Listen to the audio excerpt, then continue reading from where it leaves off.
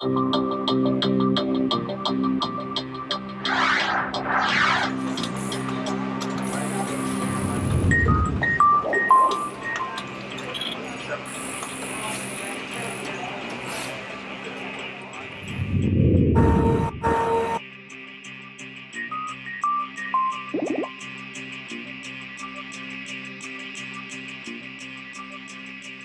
bien, il existe aujourd'hui un courant culturel, intellectuel, avec cette vocation et cette volonté de déconstruire la civilisation humaine telle qu'elle est, pour appeler à une nation universelle qui est fondée sur des notions d'égalité, de diversité, de connaissance au-delà de la vérité absolue. Mais pour revenir à la dimension transhumanisme, trans, en latin, pour se souvenir de nos racines latines, trans signifie par-delà, par-dessus. Et humanisme vient du latin humanus, cultiver, mais désigne également un courant culturel, un courant intellectuel du XVe, XVIe siècle, où des érudits, en Toscane, en Italie, décident de se réunir. C'est la période de la Renaissance, XVe, XVIe siècle, période de la Renaissance, qui passe par une crise spirituelle. Et là, des érudits intellectuels décident de mettre l'homme au cœur de la civilisation, au cœur de l'humanité, redessinent un nouveau modèle humain où ils imaginent que l'être humain est doté de qualités intellectuelles infinies et une puissance créatrice. Donc quand on voit la jonction des termes trans, le préfixe, et humanisme, le suffixe, eh bien on va par-delà cette dimension de la culture telle que l'on connaît, telle qu'on la connaît aujourd'hui. Donc c'est un changement de paradigme qui est annoncé. On peut même imaginer qu'il y a une forme de parallèle entre la civilisation de la Renaissance et celle qui est plus contemporaine, celle aujourd'hui, où l'on assiste à des crises. Il y avait une crise spirituelle au Moyen-Âge, il y a une crise spirituelle contemporaine qui existe et qui est annonciateur d'une volonté de changement de civilisation. D'accord, merci. Mais pourquoi ce sujet vous tient-il tant à cœur ? Alors, pourquoi ce sujet me tient à cœur? Pour de multiples raisons. Je suis socio-économiste, comme vous le précisiez tout à l'heure. Donc, toute ma vocation depuis bientôt 30 ans, plus de 30 ans, a été d'analyser les phénomènes urbains. Donc, je m'intéresse à l'ensemble des mutations qui traversent la société d'une manière générale. Je suis évaluateur de politiques publiques, donc les politiques publiques sont parfois menées pour accompagner le changement qui est parfois désiré par la gouvernance, et l'enjeu étant d'évaluer les retours des populations sur ces politiques publiques qui ont été engagées. Habitué à observer le monde contemporain dans lequel je suis, naturellement, je me suis, en tant que chrétien, investi sur les sujets qui touchent, comme je l'ai rappelé précédemment, à la déconstruction de l'homme tel qu'il est. J'avais, avec un collègue qui s'appelle Alain Ledin, coécrit un livre qui s'appelle « Masculin ou féminin, peut-on choisir ?» Donc j'ai travaillé sur les problèmes d'altérité, de différence. Et aujourd'hui, tout ce qui touche au domaine du transhumanisme m'intéresse particulièrement. Très bien. On comprend la profondeur. À partir de ce que vous nous dites là et de l'introduction que vous avez faite, on se pose la question si vous abordez pas le transhumanisme comme une sorte d'idéologie. Et j'irai même plus loin, à vous écouter, on pourrait penser à une idéologie prométhéenne. Alors je vais y revenir à l'idéologie prométhéenne. Mais peut-être est-il intéressant d'expliquer ce qu'est le transhumanisme dans les faits. Parce que finalement, on parle de transhumanisme sans l'avoir réellement défini. Puisque vous m'interrogiez sur le nouvel humanisme, s'agit-il d'un nouvel humanisme? Le transhumanisme, au fond, au quotidien, nous sommes confrontés à des objets transhumanistes. Le saviez-vous? Alors, c'est vrai que c'est assez surprenant dit comme ça, au quotidien. Au quotidien. Mais donnez-nous des exemples. Je vais approfondir justement par des exemples qui viennent de ce quotidien. Vous avez tous un téléphone portable dans vos mains, et vous savez que ces téléphones portables, eh bien, nous font entrer dans un univers numérique. Nous pouvons être d'ailleurs géolocalisés partout où nous pouvons nous déplacer ou aller. Ça, c'est un phénomène transhumaniste, bien un objet transhumaniste dans lequel nous sommes. Je voulais simplement aussi dire que dans cet univers transhumaniste, nous passons d'un monde physique à un monde mental. C'est-à-dire qu'en fait, jamais autant nous n'avons été confrontés à la dimension du virtuel, des relations dites virtuelles. Je suppose que dans votre vie professionnelle, vous pratiquez le courriel.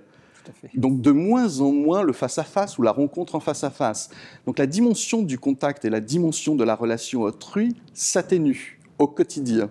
Nous préférons finalement ces échanges par mail, par courriel, plutôt que de rencontrer le collègue qui parfois travaille sur la même plateforme pour le rencontrer physiquement et résoudre le problème. Eh bien, c'est une réalité que l'on observe dans l'entreprise, dans le monde de l'entreprise, dans lequel j'interviens parfois, où il m'arrive de constater des problématiques sur ce champ-là. Nous entrons également dans l'ère du télétravail. Donc le télétravail, c'est une manière également d'abandonner la sphère des relations tangibles. D'accord ? On travaille chez soi, ça a des avantages, mais ça présente des inconvénients puisque cela nous déconnecte finalement de la relation à l'autre. Le monde des réseaux sociaux, c'est un monde de cyberespace qui donne l'illusion narcissique d'exister pour les autres. Je ne sais pas combien d'amis vous avez sur Facebook, mais il se trouve que peut-être vous en avez 2000 ou 3000. Peut-être, mais les avez-vous rencontrés, les avez-vous vus? Est-ce que ça, c'est une manière réellement d'exister? Donc on est bien là dans un monde, finalement, de dématérialisation, un monde très virtuel, un monde très narcissique, où l'autre est absent, le prochain est absent. La rencontre à l'autre, sur un plan physique, s'atténue, comme je le précisais tout à l'heure.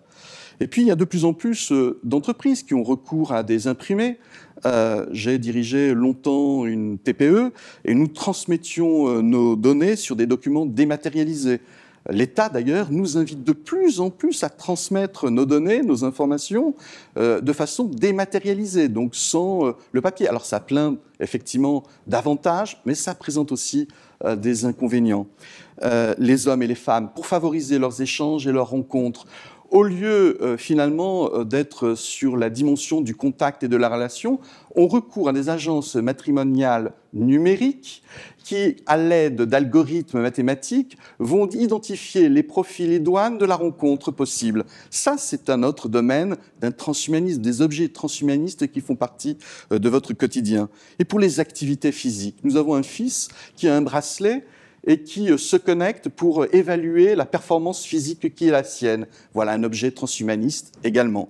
Et puis un autre exemple, de plus en plus nos maisons sont connectées au moyen de la domotique, reliées à nos portables, des tablettes numériques où l'on peut préparer à distance notre tasse de café, notre tasse de thé, et puis commander la hauteur du chauffage que nous désirons lorsque nous allons arriver à notre maison, ce que nous ferons peut-être en rentrant chez nous.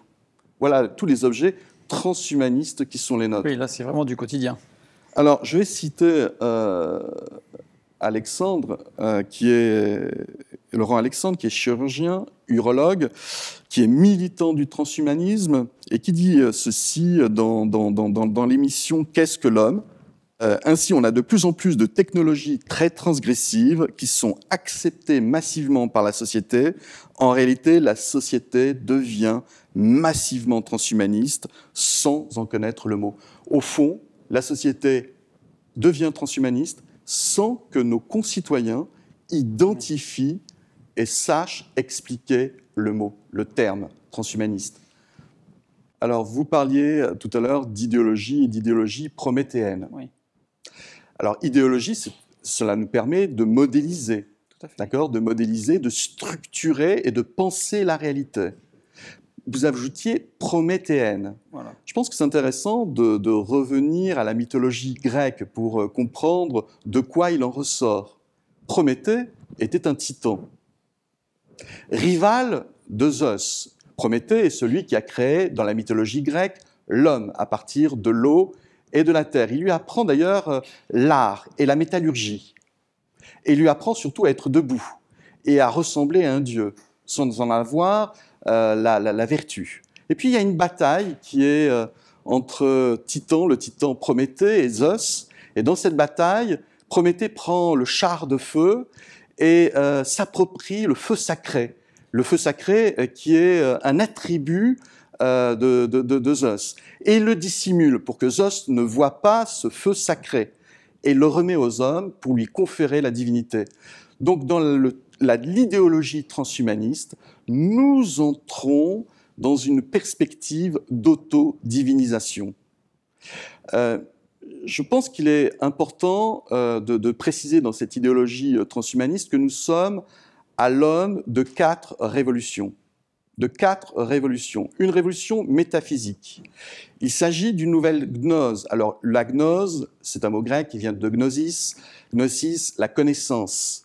Dans la gnose, elle est surtout connue à travers le 1er siècle de l'ère du christianisme, où on assiste aux premières dérives du christianisme, qui considéraient à l'époque que Dieu n'avait pas finalisé sa création et qu'il fallait parfaire la création. Et ils considéraient, ces gnostiques, que le corps était ipso facto mauvais. Ça, c'était la conception gnostique. Donc la gnose moderne, la gnose ontologique qui est celle des transhumanistes, c'est de considérer qu'en effet le corps n'est pas bon, qu'il faut le réparer, mais qu'il faut sortir de l'encerclement du corps. Au fond, l'humanité est autour de 3 finitudes. Le réel, la mortalité, et puis la dimension... Il y a un 3e aspect qui m'échappe, mais une 3e dimension dans laquelle l'homme se sent enfermé dans le réel.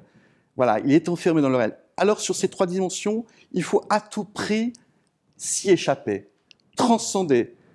C'est l'anti-transcendance par rapport à celle qui nous est proposée dans la Bible, qui est de nous référer à un créateur et de nous joindre à lui. Là, c'est une façon d'échapper à l'encerclement de la mort, de la finitude et du réel pour entrer dans une dimension qui fait que finalement l'homme n'est pas limité, n'est pas encerclé dans la finitude. Ça veut dire que là, on parle d'un monde en mutation. Un monde en mutation. Un monde en mutation qui est aussi et qui concerne la définition d'une nouvelle anthropologie, oui. Puisqu'il ne s'agit plus finalement d'être défini par son corps sexué, par son corps mortel. Il faut définir une autre ontologie qui est finalement contre tous les concepts avancés par la Bible. Et selon vous, quels sont les changements majeurs qui ont permis cette émergence de cette soudaine idéologie ? Alors, je vois deux dimensions qui sont importantes et qui expliquent et qui sont les contextes de cette nouvelle idéologie. D'abord, le développement économique, jusqu'à présent, a été fondé depuis 2 siècles sur l'exploitation de ressources épuisables non renouvelables. Donc les minerais, les engrais, le pétrole. Et puis la prétention aujourd'hui de promettre, dans une croissance utopique, d'avoir recours à de nouvelles ressources dites durables. Ces ressources durables sont le vent, l'air, les algues. Voilà les ressources durables sur lesquelles, aujourd'hui, cette nouvelle civilisation qui nous est promise souhaiterait adosser sa croissance et son développement. Et puis, sans rien changer, surtout aux habitudes consuméristes. L'âge d'or nous est promis dans l'ère du transhumanisme. Donc, ce sont ces nouveaux rails sur lesquels l'humanité glissera. Et puis, il y a un 2e aspect qui est important, qui fait partie de ces contextes qui favorisent l'émergence de cette idéologie prométhéenne, de cette idéologie transhumaniste. Eh bien, ça concerne le métabolisme urbain.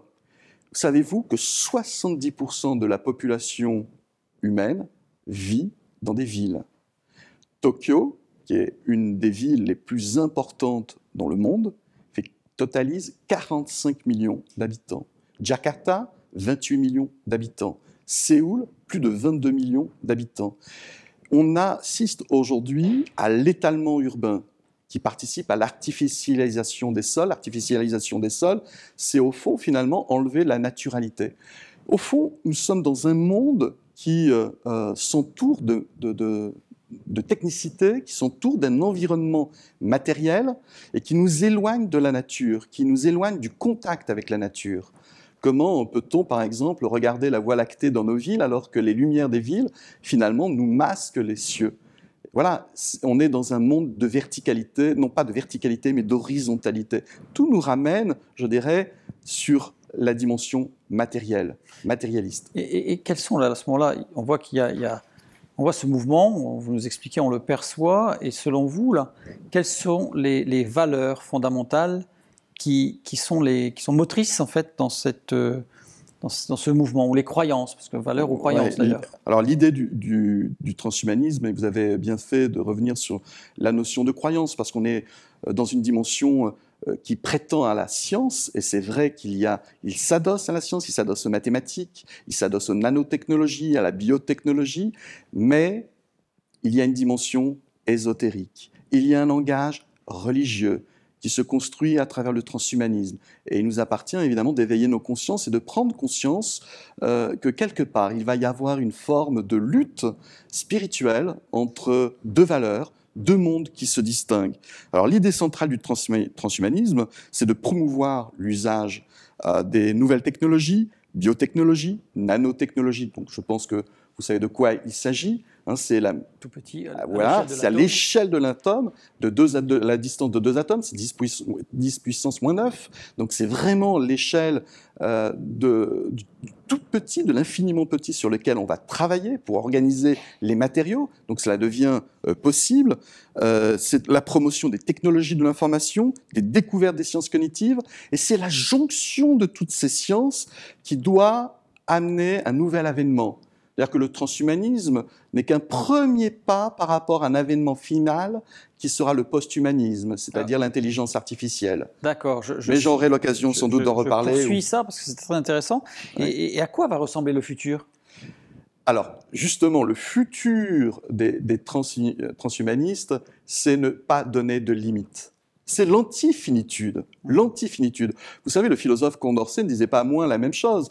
Le philosophe des Lumières, qui se déclarait athée, et ce philosophe des Lumières croyait mordicus aux sciences et considérait que les progrès sont infinis. Eh bien, dans le transhumanisme, son idéologie, sa croyance est que le progrès est infini. Il n'y a pas de limite aux possibilités cognitives de l'être humain, donc aux possibilités de connaissance de l'être humain, et à ses possibilités physiques, même de dépasser sa mortalité. C'est-à-dire qu'en fait, dans le transhumanisme, on rêve l'homme immortel. L'homme qui n'a pas de fin. Et l'homme de 1000 ans est déjà né. Selon Alexandre, l'urologue, le chirurgien urologue, qui prétend cela. Alors, nous verrons les limites à un tel propos. Oui, alors là, maintenant qu'on s'est projeté un peu sur le futur, qu'on a vu un petit peu les bases de cette idéologie, quel est selon vous le terreau? Alors, j'oserais, à votre écoute, utiliser un autre terme, peut-être. Allez-y, osez. Humus, oui. qui laisse une notion un petit peu moins jolie, moins belle. Quel est selon vous l'humus qui favorise cette émergence-là? Parce que, bon, ok, il y a une visée, mais quelle est la base, l'humus, dans lequel on va chercher les richesses? Oui, vous avez peut-être raison d'employer le terme humus plutôt que terreau, parce que terreau, c'est effectivement bonne terre, alors que humus, c'est effectivement tous les déchets. D'accord ? Ceci dit, il peut y avoir aussi un bon terreau. Moi, je ne suis pas, parce qu'à travers le discours qui est le mien, on pourrait entendre le fait que j'ai une revanche à prendre vis-à-vis de la science. Ce n'est pas le cas. Je ne suis pas contre le progrès. Je dis simplement qu'il faut savoir maîtriser le progrès. Et puis, il est dit, et cela a été rappelé dans une lecture biblique, que nous sommes appelés à scruter, à sonder, à découvrir les choses qui nous sont cachées. Et Dieu nous le permet, nous l'autorise. Mais jusqu'à quel point ? Jusqu'à quel curseur ? C'est toute la question de l'éthique qui est posée. Alors revenons à ce que vous disiez, l'humus. Quels sont finalement, pour être gentil, les terreaux qui ont fondé l'idée du transhumanisme? La première chose, le premier point, c'est la technicité. La technicité à travers la machinerie numérique qui impacte également la vie sociale et l'organisme. Vous avez un philosophe, théologien protestant que peut-être nos éditeurs connaissent, qui est le théologien Jacques Ellul, qui est un théologien qui avait une vraie vision. En 1950, il écrit un livre qui sortira 4 ans plus tard, qui s'appelle « La technicité ». Dans ce livre, il imagine une société qui socialement n'est organisée que par la technicité. Et il dit, nous changeons de civilisation, ce rapport à la nature, qui peu à peu, subrepticement, est en train finalement d'être abandonné au profit d'une civilisation de la technicité, de la matière. Ça, c'est ce que Jacques Ellul nous a dit, et progressivement, tous les éléments de cette civilisation, au fil de son développement, eh bien, est devenu un environnement à part entière. Celui que je décrivais tout à l'heure à travers les objets transhumanistes qui nous entourent. Plus de contact avec la nature. Hier, mon épouse m'avait invité à abandonner mon téléphone portable pour la rejoindre et puis aller voir les ânes, les poneys et les chevaux. Voilà, et ben, c'était une bonne initiative d'être en contact avec la nature, d'être en relation avec elle. Et puis, il y a un deuxième terreau qui participe finalement à cette déconstruction, à cet humus qui favorise l'émergence d'une idéologie transhumaniste, c'est cette prétention de ne pas être son corps. Je ne suis plus mon corps. C'est la fin de la dimension de l'altérité. C'est-à-dire qu'au fond, on n'accepte plus la différence entre l'homme et la femme, leur complémentarité. Ça, c'est un problème qui se pose. C'est-à-dire qu'au fond, finalement, le corps m'appartient, je suis libre de mon corps. C'est un des fondements anthropologiques qui constitue un des terreaux favorisant l'émergence de ce transhumanisme. Le troisième point, c'est le consumérisme. Je suis ce que je consomme. C'est pas « je pense donc je suis ». Je suis ce que je consomme aujourd'hui. C'est-à-dire qu'au fond, je suis par rapport aux objets que j'achète, par rapport aux objets qui finalement disent de moi mon histoire, me racontent.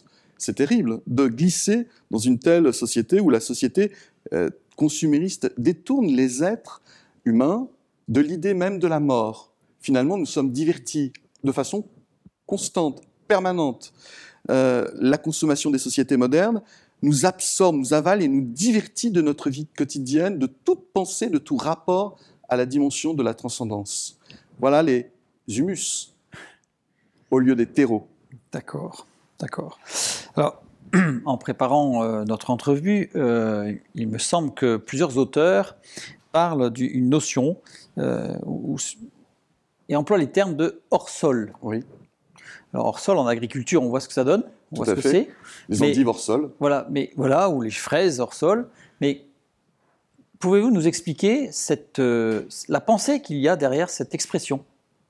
Oui, alors, effectivement, j'emploie moi-même aussi ce terme d'idéologie hors-sol. Parfois, par goût de la provocation, je dis culture hors-sol. C'est provoquant. D'accord ? Cette notion de hors-sol nous dit tout simplement d'une société qui perd de son sens, qui perd de ses racines, qui se déracine, qui n'est plus assis sur le roc, sur le rocher. On n'est pas, voilà, c'est une société sur des sables mouvants qui chancellent, la terre chancelle. Et au fond, il n'y a plus de socle, il n'y a plus rien de solide sur lesquels on peut bâtir quelque chose et construire quelque chose. En sortant de ce réel, de ce rapport au virtuel, on entre dans le monde du virtuel, du fantasme. Et donc, c'est une idéologie hors sol qui se construit hors des réalités. En fait, cette expression exprime bien ce que vous disiez au départ, à savoir une déconstruction hors sol. On enlève les racines pour amener un but, une visée plutôt futuriste, qui se détache complètement de ses bases fondamentales. Alors, revenons un petit peu sur ce que vous avez dit tout à l'heure, parce que vous avez parlé de révolution. Oui. Alors forcément, dès qu'on parle de révolution, en particulier chez nous en France, on parle tout de suite de la Révolution française. Donc qu'est-ce qui se cache derrière les mots de révolution anthropologique ? Vous avez donné cette expression. Ouais. Est-ce que vous pouvez l'expliciter ? Anthropologie, anthropos, l'homme, tout ce qui touche à la dimension de l'homme. Et le transhumanisme vient heurter les conceptions anthropologiques de l'homme tel qu'il est. Et c'est l'idée même de finitude sur laquelle j'insistais précédemment, c'est-à-dire nos limites naturelles, les limites qui font la fragilité de l'homme, qui font sa vulnérabilité. La mort, bien sûr, la maladie, le handicap, ces aspects que veut réparer le transhumanisme. Car la promesse évangélique du transhumanisme, c'est de réparer l'homme dans ses handicaps et dans sa mortalité. C'est promettre finalement l'immortalité. Vous savez, c'est l'expression de saint Paul à propos de la mort. Où est ta victoire? Le transhumanisme promet la victoire finalement contre la mort et entend percuter les conceptions chrétiennes qui nous ramènent à cette idée finalement de fin, de finalité et de devoir de réfléchir à ce créateur, à la transcendance et aussi à notre mortalité pour rejoindre l'immortalité avec Dieu. En fait, cette expression révolution anthropologique fait vraiment appel de fait à la Révolution française qui, de même, a voulu rompre complètement avec une sorte de socle séculier. Absolument. Qui étaient les bases fondamentales. Et d'ailleurs, Saint-Simon, qui est un économiste, aspirait véritablement à une transformation radicale de l'économie et de la société en changeant de système. C'est-à-dire qu'il ne souhaitait pas changer d'homme, il disait que les hommes, ça ne sert à rien, il faut changer de système. Quelque part, le transhumanisme est un nouveau modèle qui veut s'imposer à l'ensemble de la société de façon, j'allais dire, tranquille. Ouais, c'est ça. Vous savez, vous connaissez sans doute l'histoire de la grenouille qui s'habitue à l'eau douce et l'eau douce commence à bouillir et il n'est plus... cette grenouille n'est plus en capacité à réagir et à sauter de la marmite qui est en train de bouillir, elle bout avec. Eh bien, c'est ce qui se passe aujourd'hui avec cette familiarisation, cette tentative de nous familiariser au quotidien avec ce monde virtuel dans lequel nous sommes, ce monde d'horizontalité dans lequel nous sommes. Et ce que j'aimerais ici également ajouter, c'est qu'il y a une forme, puisque j'aime beaucoup avoir recours aux images des mythologies grecques, cette Maya, cette déesse grecque qui était la déesse de la terre, qui était le supra-organisme qui régulait l'ensemble des écosystèmes. Eh bien, nous arrivons à une forme de régulation organisée finalement par une société qui porte et qui est le porte-parole du transhumanisme, et qui veut en quelque sorte mailler l'ensemble des hommes, les interconnecter ensemble, les interconnecter de telle sorte d'autoréguler, d'arriver donc à une économie collaborative, participative, avec de nouvelles conceptions sur le plan humain, tout simplement pour gérer l'humanité de manière harmonieuse, sans le secours et l'aide de Dieu. En fait, à vous écouter, alors, en vous écoutant et en me rappelant la notion de révolution, ne pensez-vous pas qu'il y a des racines philosophiques, et là je reste limité en disant philosophique, mais j'irai jusqu'à théologique, oui, dans ce mouvement en marche? Eh bien, nous en parlions tout à l'heure, nous parlions de transhumanisme avec un arrière-plan gnostique. Donc la gnose, mais c'est une gnose athée, ce n'est pas la gnose chrétienne, c'est l'homme qui doit être libéré de son corps terrestre, c'est bien cela. C'est libéré du réel, libéré de sa finitude. C'est une autre conception finalement qui se déploie, qui est également portée par un théologien qui s'appelle Teilhard de Chardin, qui percevait l'évolution technique comme une démarche qui devait conduire au bien général. Teilhard de Chardin appelait à une technicité dans l'évolution de la société afin que bien, les hommes puissent communément devenir sages et habiles. C'est intéressant, cette vision promue par Teilhard de Chardin. Alors, je vais donner un de ses propos et le citer. C'est un propos très éclairant. Voici ce que dit Teilhard de Chardin. « Il est inévitable qu'un processus d'unification se trouve amorcé, marqué de proche en proche par les étapes suivantes. » Écoutez bien les étapes. Totalisation de chaque opération par rapport à l'individu. Totalisation de l'individu par rapport à lui-même.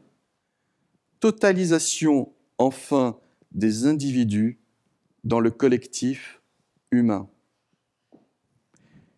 La société numérique qui nous invite à nous connecter de façon virtuelle, n'est ni plus ni moins qu'une forme de totalisation et de contrôle et de surveillance de l'ensemble d'une société à venir. C'est cette promesse pour autoréguler, pour harmoniser les relations, pour défier les problématiques et les défis climatiques sur lesquels nous sommes, les défis sociologiques sur lesquels nous sommes, les crises liées aux migrations, les crises liées au terrorisme, une société de surveillance qui vient autoréguler, qui vient harmoniser les rapports et les relations, débarrassée de toute idée de transcendance, bien entendu, puisque le transcendance, c'est ce qui amenait, selon eux, le mal de la société. Donc il faut chercher une autre voie, c'est ce nouvel humanisme que je vous décrivais précédemment. D'accord. Et à partir de tout ça, parce que c'est quand même très impressionnant, cette marche silencieuse mais puissante en œuvre, on aurait pu penser que c'était un mouvement qui était une sorte de continuité des bases anciennes, mais à vous écouter, on y trouve plutôt un renversement oui. de tout ce qui a fait ce que nous sommes d'anciens. Absolument. L'enjeu, l'objectif étant de nous arracher aux stéréotypes culturels, ce que nous avons appris, la façon dont la société s'est construite jusqu'à aujourd'hui, jusqu'à présent. Donc il s'agit de renverser la table, ni plus ni moins. Donc de renverser les conceptions ontologiques portées par une civilisation judéo-chrétienne. Donc rappelons ce que la Bible dit et ce que le transhumanisme entend renverser. L'âme n'est plus une entité ontologique intégrée dans l'homme. L'âme vivante, c'est l'homme.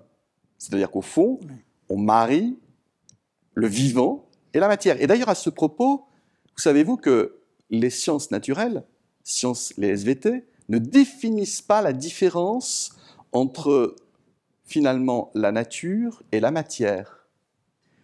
Et pourtant, la Bible donne une définition.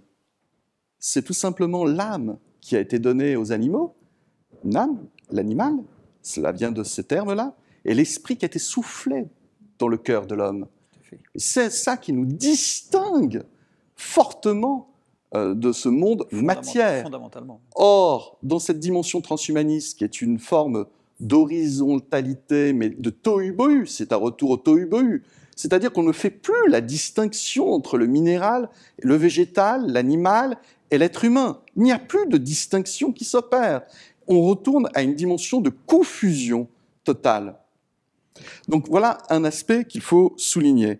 Le caractère spirituel et immatériel est purement et simplement contesté par le transhumanisme. C'est-à-dire que les transhumanistes rabaissent la nature profonde de l'homme au niveau des processus neurophysiologiques, à tel point que l'on pourra éventuellement reproduire et répliquer le cerveau humain, puisque on réduit le cerveau humain à de la matière connectée. Donc facile de glisser vers l'intelligence artificielle, sauf que c'est une imposture, et j'y reviendrai sans doute dans la conclusion. La conception matérialiste extrême, proche d'un post-humanisme, réduit la conscience à une machine cérébrale. Et puis le dernier point, l'humain n'est qu'un composé complexe de matière. Voilà, ça c'est la définition ontologique que donne le transhumanisme de l'homme. L'homme réduit simplement un élément matière. Et on rejoint la révolution anthropologique. Et absolument. Mais à vous écouter, nous avons parlé de la gnose, des gnostiques des premiers siècles. Ouais. On les rejoint en fait dans une sorte de parachèvement, voire de reprise en main fondamentale de l'homme. Oui. Oui, parce que sur le devenir. Vous faites bien d'y revenir. À l'époque hellénistique, les gnostiques considéraient le corps comme ipso facto mauvais, ce qui avait été rappelé précédemment, parce qu'il appartenait au monde de la matière. Voilà. Et donc, il faut achever ce qui a été mal fait. Il faut réparer. Voilà, c'est ça. D'ailleurs, on parle de l'homme réparé. C'est le terme qu'emploie le transhumanisme pour définir finalement le devoir d'en finir avec la finitude. D'en finir avec la finitude. Voilà, je trouve que c'est joli comme expression, en spontané, simplement pour nous dire qu'il y a là un vrai problème, un véritable enjeu. Et l'enjeu, c'est tout simplement, et je reprends l'expression que vous utilisiez précédemment, transcender l'être humain tel qu'il est. Oui, c'est ça. Ne faire en sorte qu'on en finisse avec les idéologies dans lesquelles nous étions culturellement enfermés et ne pas empêcher le progrès de se faire et ne pas empêcher le progrès de se réaliser jusqu'à aboutir à l'homme nouveau. Ah, l'homme nouveau. Bah oui. C'est l'anti-nouvel Adam, Tout à fait. selon Christ. Tout à fait. Est-ce que Donc vous voyez qu'il y a un parallèle entre, je dirais un parallèle à l'envers, oui, un parallèle quasi démoniaque entre la conception ontologique et anthropologique qu'énonce la Bible et l'anthropologie et l'ontologie qui est promue par le transhumanisme. mais qui se fait discrètement et à l'insu. Subrepticement. Subrepticement. Par capillarité. Voilà. Tout simplement pour nous habituer, parce qu'il faut que ça soit doux. C'est comme imbibé, en fait. Ouais. Parce que c'est aussi une théorie eugéniste, parce qu'il faut en finir avec ceux qui ne sont pas considérés comme suffisamment performants. Oui, c'est-à-dire que les QI qui auraient moins de 150, d'accord, comme moi, vous êtes un savant, donc vous avez un peu de chance, mais moi, j'aurais peu de chance à vivre dans un univers tel que celui-ci. C'est-à-dire qu'au fond, finalement, ce monde est fait pour les gens brillants et intelligents qui ont compris le système et qui y adhèrent et qui participeront, je dirais, à l'évolution du progrès. Les autres, on ne leur donnera pas d'avenir. Donc, il y a une dimension eugéniste qui est quand même prégnante dans l'idéologie transhumaniste. Oui, ça fait peur. Oui. Est-ce que vous pouvez... Et ce n'est pas moi qui le dis. Hein. Oui. Ce sont les transhumanistes. Eux-mêmes. Est-ce que vous pouvez... parce que là, on a fait une sorte de boucle, en fait, puisqu'on est revenu et on a bien défini un petit peu tout ce qu'était le transhumanisme. Est-ce que vous pouvez nous circonscrire ce qui oppose fondamentalement, différencie, je dirais, de façon prégnante, les conceptions transhumanistes et les représentations que nous renvoie la Bible, la parole de Dieu, sur l'homme? Alors, oui, on peut effectivement le préciser ici. Dieu a conçu l'habitat pour l'habitat, c'est-à-dire qu'au fond, le terme grec koios, qui veut dire habiter avec les autres, vivre avec les autres, vivre en relation avec les autres. L'une des dimensions prégnantes de l'Évangile, c'est cette dimension du prochain, c'est la dimension de la proximité, c'est la dimension de la rencontre avec l'autre. L'Évangile, c'est ça, c'est l'Évangile qui est incarné et qui ne se vit pas en réseau social, mais qui se vit en relation avec l'autre. Sortir de chez soi, sortir de sa salière, être le sel de la terre, se mêler à la terre, ça c'est la dimension de l'Évangile qui est prégnante et qui doit être, comment dirais-je, qui doit habiter notre cœur et notre être. C'est la dimension de l'habitat. Donc, cela s'oppose évidemment à cette dimension transhumaniste qui aspire à d'autres mondes, parallèles, virtuels. Le deuxième aspect, c'est Dieu a conçu l'homme, évidemment, dans la mortalité, dans la finitude, mais la mortalité parce que l'homme est déchu. Évidemment, dans le transhumanisme, c'est l'éviction de la notion de péché. Le péché n'existe pas, donc il ne peut pas y avoir de déchéance de l'homme. Il faut simplement corriger génétiquement l'ADN humain, parce que l'ADN humain est perfectible. Et donc on va corriger et réparer ce que la création, cette fameuse gnose athée que je précisais tout à l'heure. Et puis Dieu a fait l'homme mortel depuis la chute. Voilà, ça c'est un point. Or, le transhumanisme aspire à l'immortalité du corps. Donc il faut se débarrasser de la mort. Il faut que la victoire soit déclarée contre la mort. L'autre point, c'est Dieu a souhaité l'incarnation de la charité, comme je le précisais précédemment, donc le don de soi pour les autres. Or, ici, dans le transhumanisme, l'homme trouve son plaisir dans l'entre-nous, d'accord ? Et puis dans la dimension économique qui est en train de s'organiser, qui nous débarrasse de tout devoir de charité vis-à-vis des autres.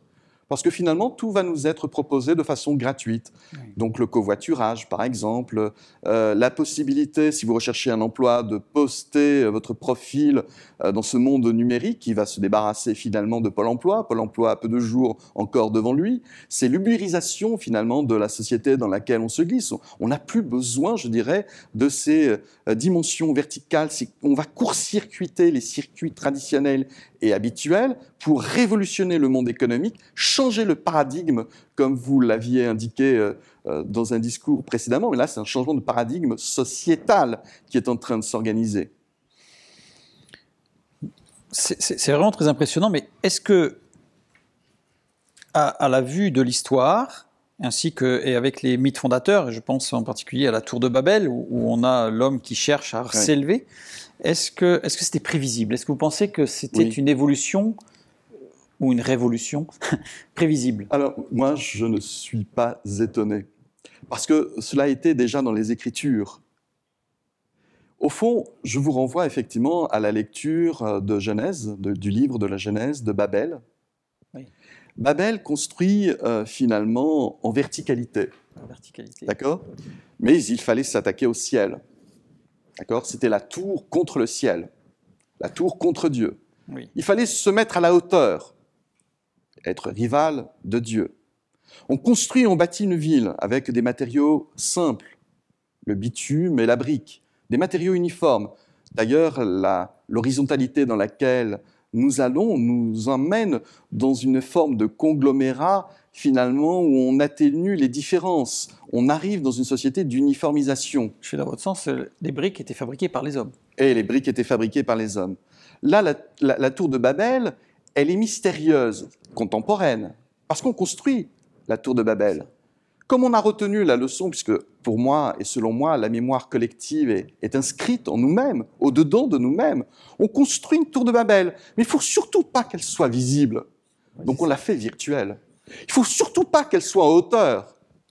On l'a construit à l'horizontale. Je vous rejoins parce qu'en fait, si on reprend le mythe, le texte, et ce qu'on appelle le mythe de la tour de Babel, mais qui est un texte qui est une réalité de l'époque, si on reprend ce texte, en fait, la tour de Babel, elle était après le déluge. Donc c'était aussi, le but, c'était s'extraire complètement d'un jugement de Dieu qui aurait pu revenir. Absolument. Et là, en fait, dans tout ce que vous me dites, on arrive à la même conclusion, à savoir que la mort est issue de la chute dans le Jardin d'Éden, donc du péché. C'est une conséquence que Dieu a énoncée. Et du coup, le transhumanisme arrive en disant, non, non, nous, on a un système, on construit un système qui va nous sortir.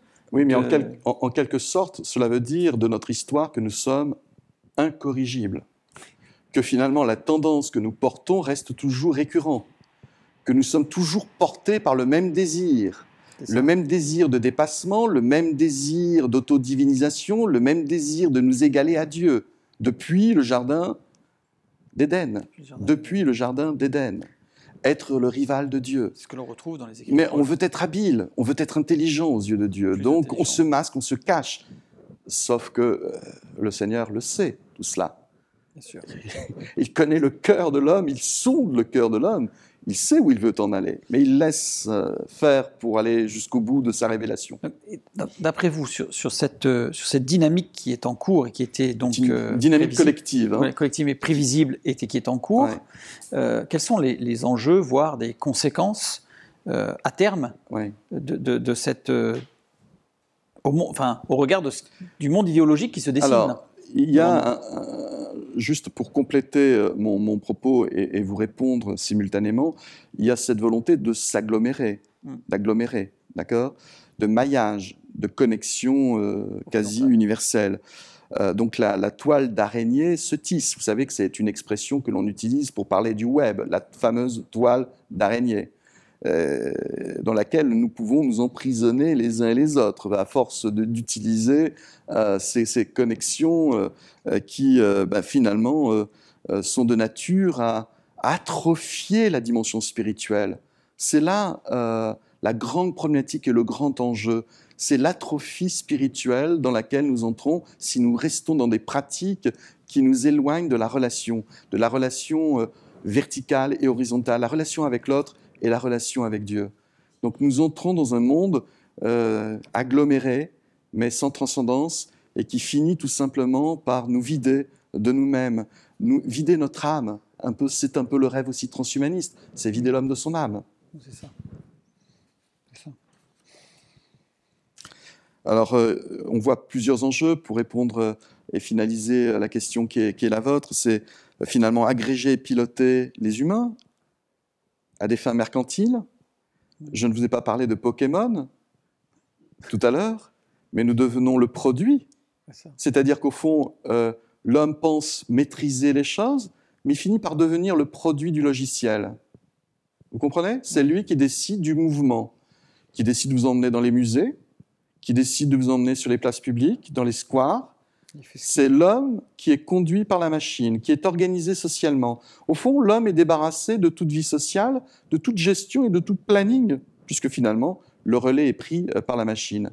Et alors ça, comment dirais-je, une forme de symbole exemple mais ça sera encore pire, puisque Pokémon n'est que le début de quelque chose qui annonce autre chose. Et quand on voit, par exemple, un certain nombre de vidéos qui sont lancées, où on voit des foules entières courir et river sur leur tablette numérique, courir après des animaux factices, on peut s'interroger et s'inquiéter de cette humanité qui est vide de sens. Complètement. Bah, qui se vide de son essence. De son essence.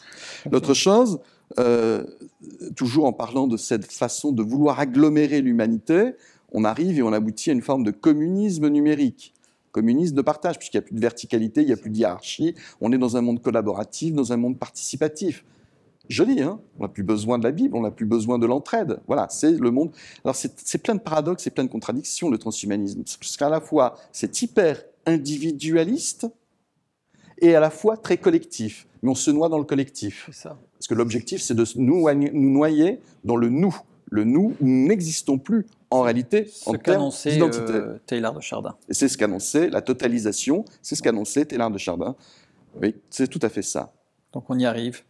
Et là, vous avez parlé des Pokémon, vous avez soulevé le fait que c'était un événement, ou un signal en tout cas, qui devrait être suffisamment fort pour interpeller le citoyen et le concitoyen, et les concitoyens. Est-ce que vous pensez qu'il y aurait d'autres signaux qui pourraient être ou arriver et qui pourraient être susceptibles de réveiller les consciences? On va reprendre un mot réveiller les consciences pour se dire où allons-nous? Alors, oui, ce que nous avons parcouru, je dirais, dans l'échange que nous avons eu sur ce qui est à venir, montre qu'il y a lieu à la fois d'être inquiet pour une civilisation qui ne se tourne pas vers Dieu. Donc il devrait y avoir, au contraire, chez nous, chez les chrétiens, une capacité de résilience, de résistance, mais d'informer et d'éveiller les consciences pour avertir, pour prévenir. Nous avons un rôle prophétique dans la cité à engager pour contrecarrer. Alors, j'allais dire que le monde transhumaniste n'aura pas beaucoup de durée. D'accord ? Oui. Ça ne va pas durer, parce que le réel va venir très très vite. Et puis la prétention de vouloir ressembler à Dieu, les limites sont déjà notées, puisqu'on ne pourra jamais imiter le complexe, le vivant. Nous serons incapables de parvenir finalement à imiter le souffle de vie qui nous est donné par transmission, mais qui nous est donné par le souffle divin. Ça, l'homme sera incapable.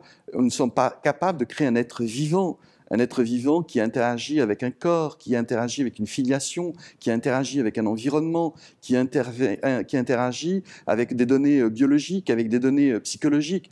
C'est impossible de pouvoir copier l'humain. C'est impossible.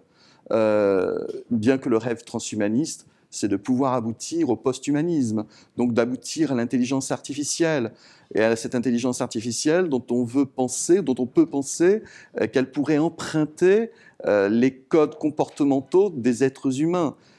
Comme j'aime à le dire, et je pourrais peut-être citer une phrase de Rifkin si elle se présente à l'écran, une phrase de Rifkin, alors je vais le dire de mémoire, qui dit que finalement avec l'intelligence artificielle, nous ne savons pas à quel démon nous allons toucher, et Rifkin est des promoteurs du transhumanisme, et il parle de démons à propos de l'intelligence artificielle.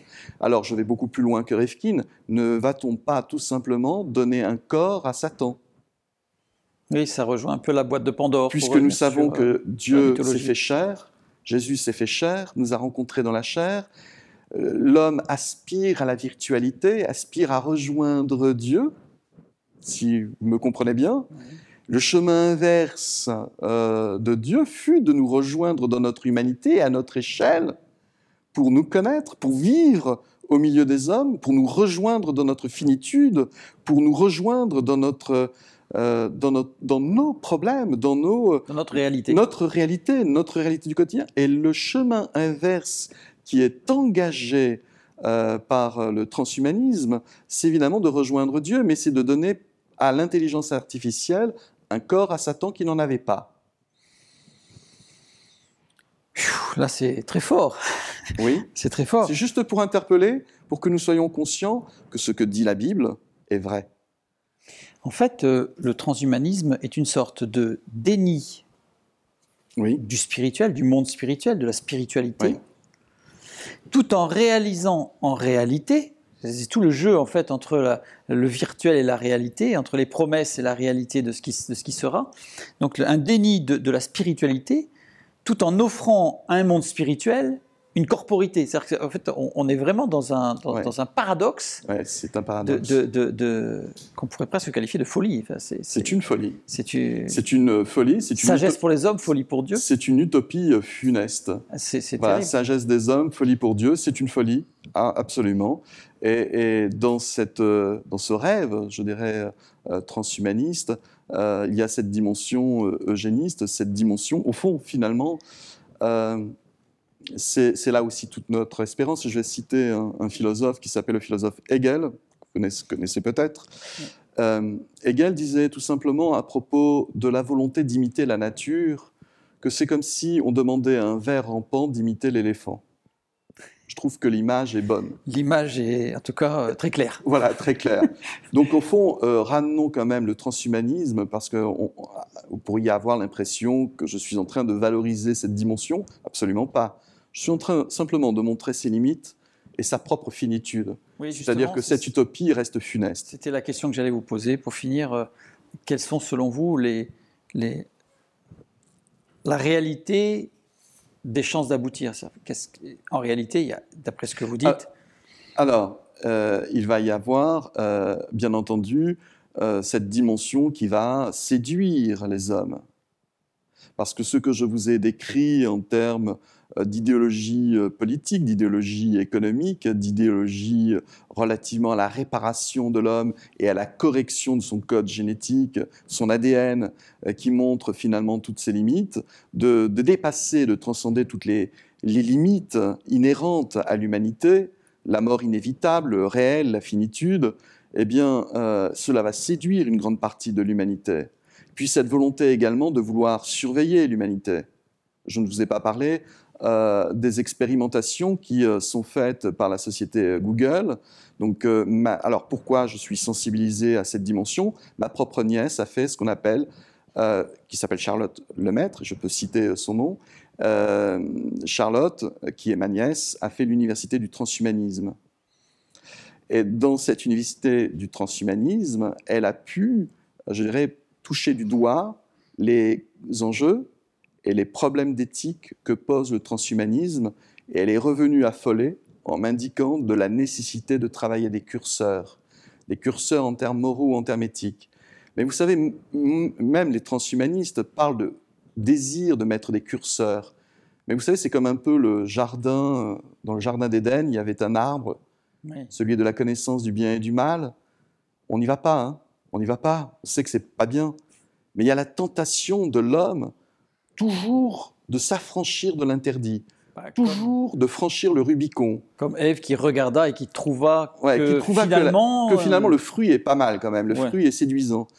Mais à la fin, on sait que tout ça est une idéologie qui repose sur du sable, qui repose sur du vent, et qui est hors sol, qui est complètement déraciné, et à se déconnecter du réel, on finit par rencontrer le réel, et le réel, ça fait mal. Ça fait mal. Eh bien, merci beaucoup, Monsieur Lemaître.